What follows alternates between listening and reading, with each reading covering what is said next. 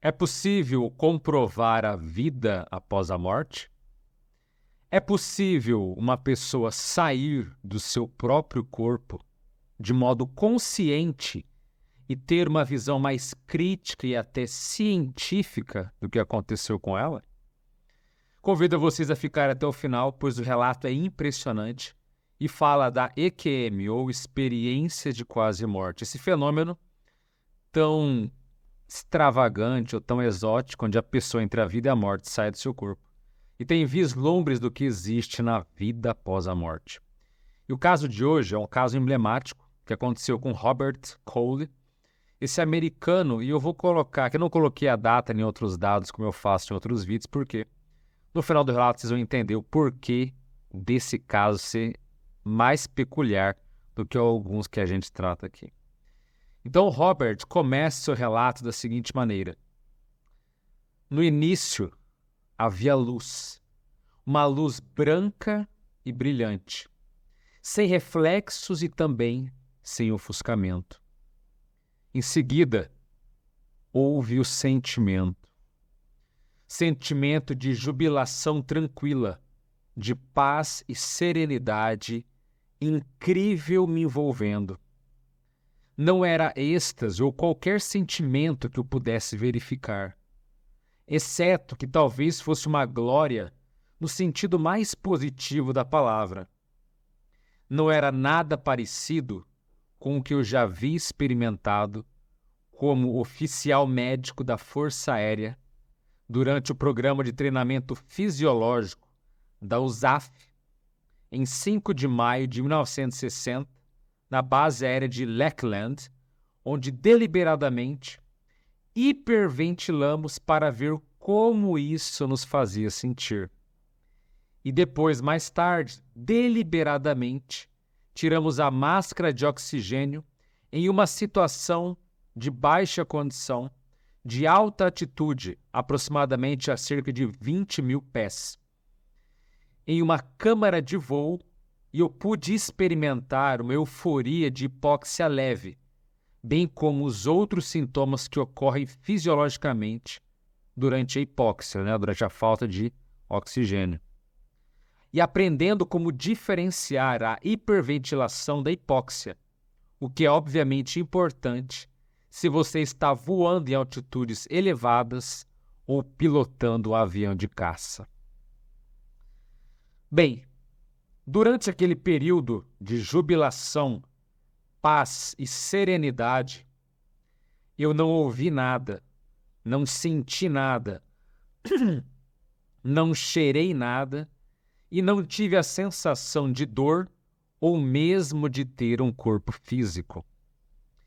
Eu tinha a, entre aspas, sensação de que eu estava conversando com algo divino e que estava recebendo percepções e fatos importantes sobre a natureza de nosso ser e as razões da nossa existência que eu não deveria esquecer e que eu deveria inclusive comunicar aos outros devido à sua incrível importância.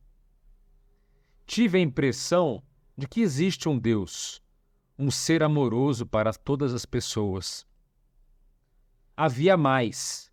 Eu sei que foi comunicado, mas tenho pouca memória de tudo o que era mais específico. Lembro-me de que alguma forma foi transmitido a mim que ainda não era minha hora e que eu precisava retornar. Que havia mais para eu ser. E isso foi diferenciado de qualquer outra coisa que eu tinha vindo fazer. Só que então, comecei a ouvir sons muito altos e desagradáveis, de papel rasgando, e em retrospectiva possivelmente eram envelopes. E depois ouvi vozes, de homens e mulheres, falando em murmúrios baixos. E depois uma voz dizendo: está quase na hora do almoço. Depois, ouvi uma outra voz dizendo: ele teve uma parada respiratória. Eu ainda não sentia nenhuma dor e não estava vendo nada. Naquele instante, A luz branca havia desaparecido. Acordei algum tempo depois, em uma cama de hospital, na unidade de cuidados críticos de neurologia do hospital com o qual eu estava, e com uma traqueostomia no lugar, meus braços e pernas amarrados na cama, tubos e um catéter urinário. E ouvia sons de uma unidade de cuidados críticos movimentada.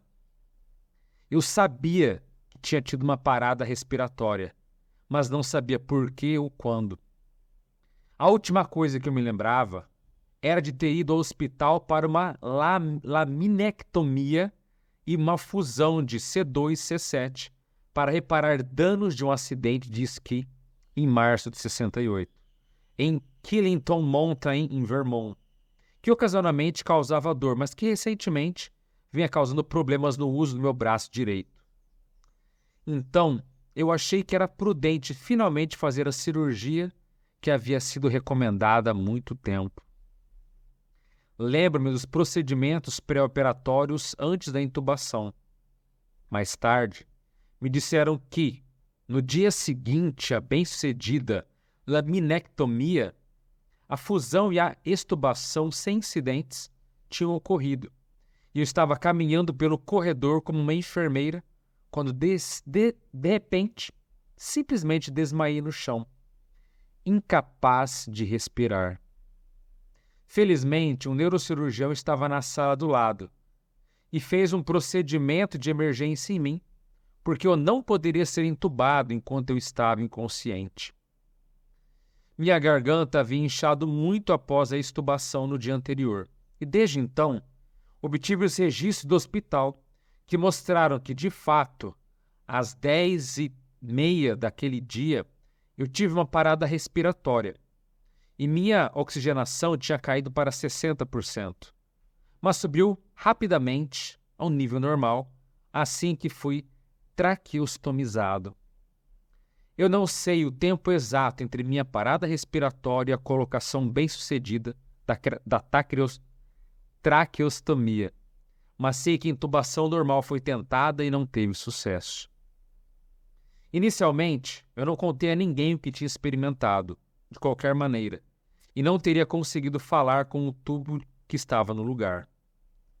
Tive dificuldade em transmitir meus pensamentos da maneira significativa no início, até que uma enfermeira estudante atenciosa me forneceu um bloco de papel e lápis, pelo qual eu fiquei extremamente grato. Ainda me lembro vividamente dela chorando quando disseram o quanto eu apreciava sua gentileza. Minha recuperação foi lenta e passei cerca de 4 semanas no hospital e depois mais 4 semanas em um hospital de reabilitação. Enquanto eu estava na UTI, tentei me avaliar para ver se de fato a minha experiência tinha sido exatamente o que eu me recordava, porque eu estava com danos cerebrais secundários à hipóxia. Veja, sou médico com treinamento formal em neurologia e psiquiatria. E me lembro de que meu pensamento inicial estava confuso, que eu não conseguia lembrar dos últimos 6 presidentes, nem subtrair 7 de 100 ou soletrar a palavra mundo ao contrário. No entanto, finalmente, tive a lucidez para perguntar que medicamentos estavam me dando e percebi que tinha o direito de recusar o haloperidol e outros sedativos que eu estava recebendo. Logo depois, consegui lembrar dos últimos 6 presidentes, subtrair 7 de 100, soletrar a palavra mundo ao contrário e não sentia que estava ouvindo ou vendo coisas que não estavam realmente lá. No entanto, ainda relutava em compartilhar a minha experiência até eu estar em casa e com segurança. Mesmo assim, ainda hesitava, exceto com aqueles em quem confiava e quem eu acreditava que diriam se eu estava dizendo algo que parecesse psicótico ou se fosse algo relativo a danos cerebrais, ou mesmo se eu estivesse agindo de forma esquisita. Desde a minha experiência na luz branca, ou experiência de quase-morte. Li relatos de centenas de experiências de EQM, relatadas e escrevi para a revista Journal of Near Death Studies, ou seja, o jornal que estuda ali experiências de quase-morte, que se esforça muito para ser imparcial em sua abordagem editorial, o que é, aliás, muito relevante, né? Li muitos outros escritos de Elizabeth Kübler-Ross, de Kennedy Ring, de Gary Zukav, de Kimberly Clark Sharp e muitos outros, além de pesquisas recentes feitas por Melvin Morse, Sam Parnia e assim por diante. Mas a literatura médica baseada em evidências é escassa, embora esteja aumentando em escopo atualmente. Do que pude aprender com o que li, muitos outros tiveram experiências bastante similares à minha, e essas jornadas parecem transcender as barreiras religiosas, sociais e culturais. Mas sua expressão parece ser afetada pelos antecedentes religiosos e culturais prévios. Muitas pessoas parecem sair da experiência com uma crença mais forte em Deus, mas talvez menos na religião formal, embora eu não tenha encontrado estudos quantificando isso. As crianças, pelo que vi, parecem ter uma experiência, entre aspas, mais pura, com menos influências culturais.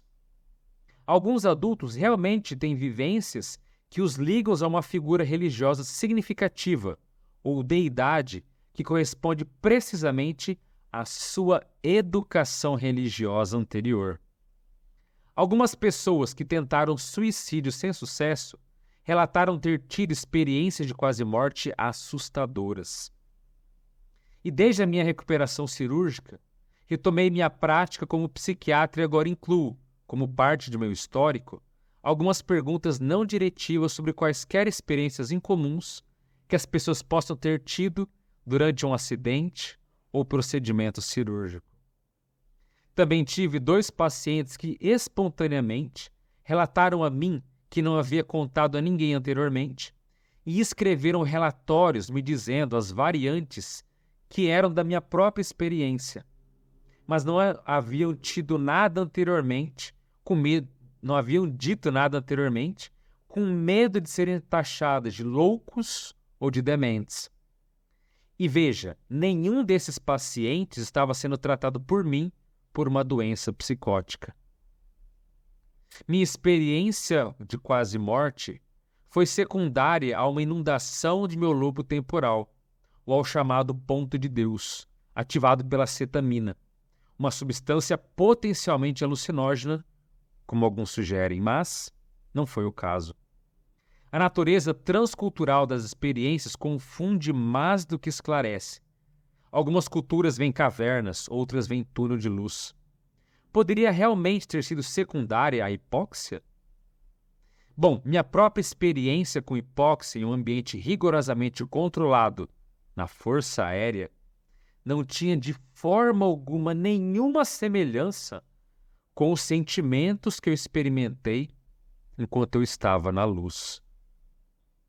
E eu acabei de tomar conhecimento de um estudo realizado por cientistas na Universidade de Chicago, em breve a ser publicado no Journal of General Internal Medicine, que descobriu que a maioria dos médicos dos Estados Unidos acredita em Deus e em uma vida após a morte.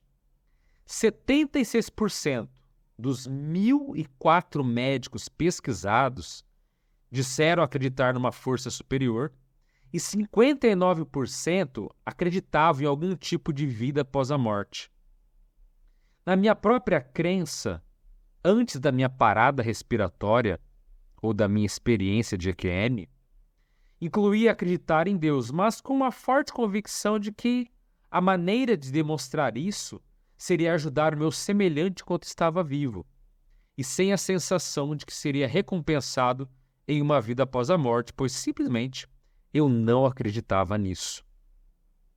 De alguma forma, após a minha parada respiratória, ou a minha experiência de quase-morte, eu acordei com a firme convicção de que há, sim, inteligências superiores, seres gentis e perdoadores, talvez até mesmo um Deus para a humanidade.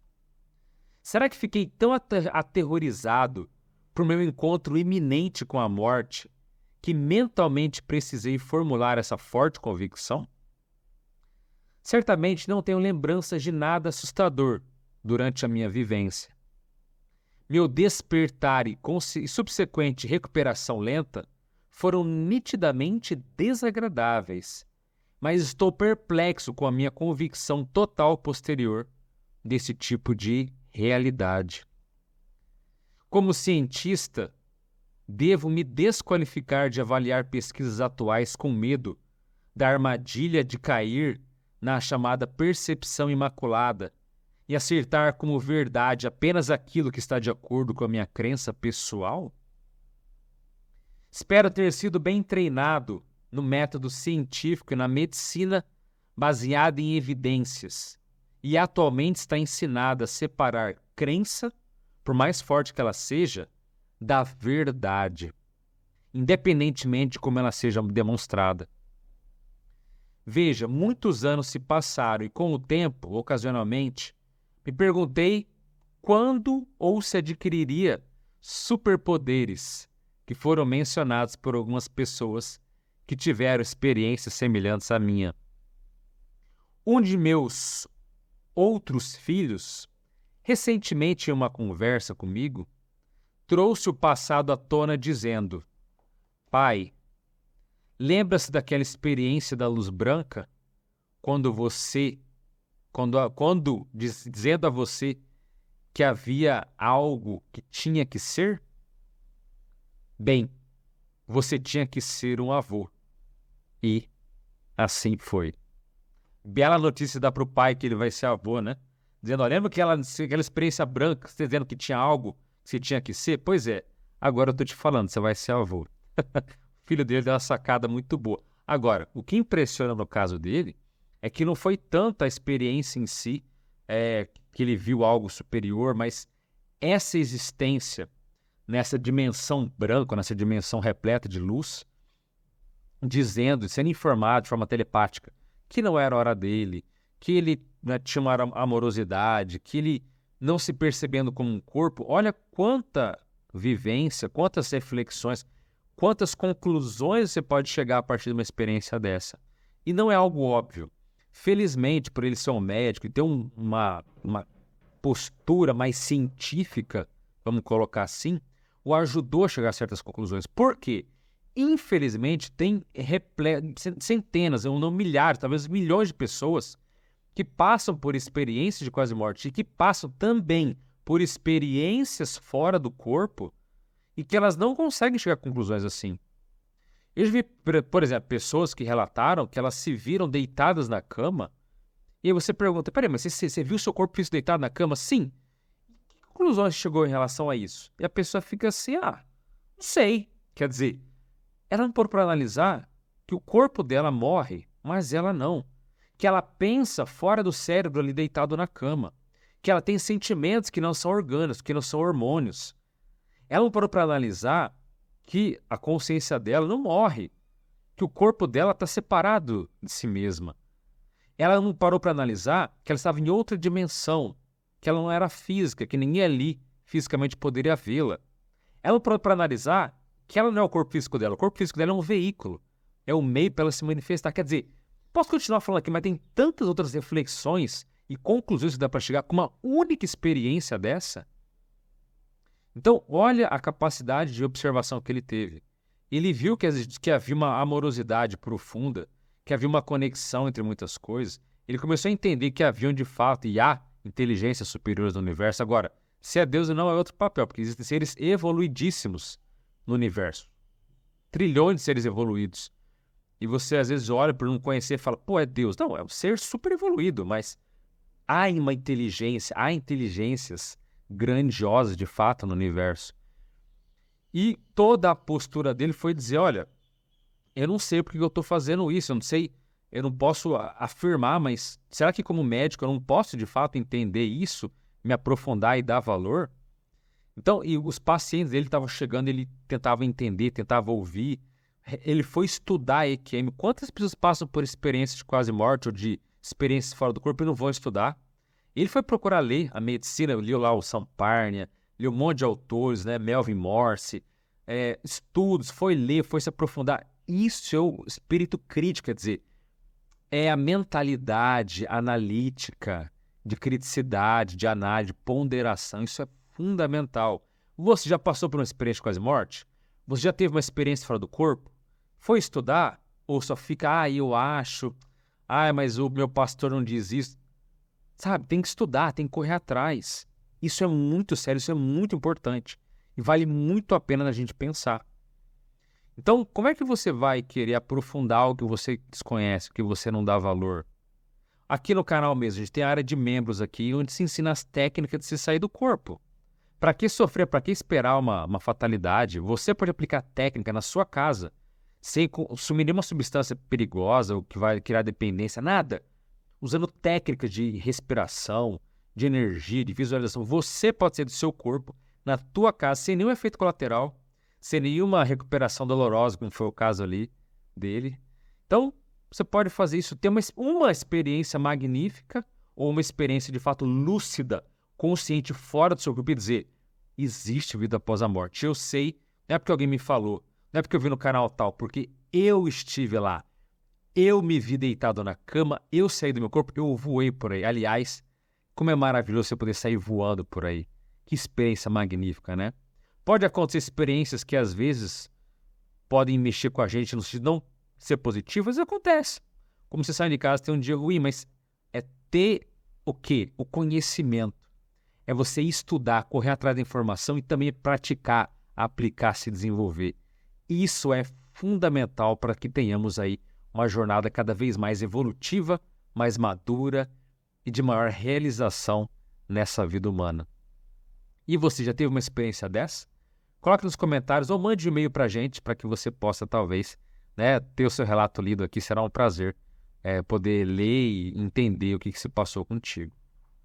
E vou deixar também na tela aqui um outro vídeo impressionante que fala de EQM, onde uma pessoa teve, dentro de um buraco negro, encontrando um ser de bilhões de anos, uma experiência assim impressionante. Vou deixar no primeiro comentário fixado aqui do vídeo para que você também possa dar uma olhada aí, porque é uma experiência espetacular e vale muito a pena. E é isso. Então eu fico por aqui, curta o vídeo, se inscreva no canal e compartilhe com outras pessoas. Desejo um forte abraço a todos, as melhores energias para você e até a próxima. Valeu!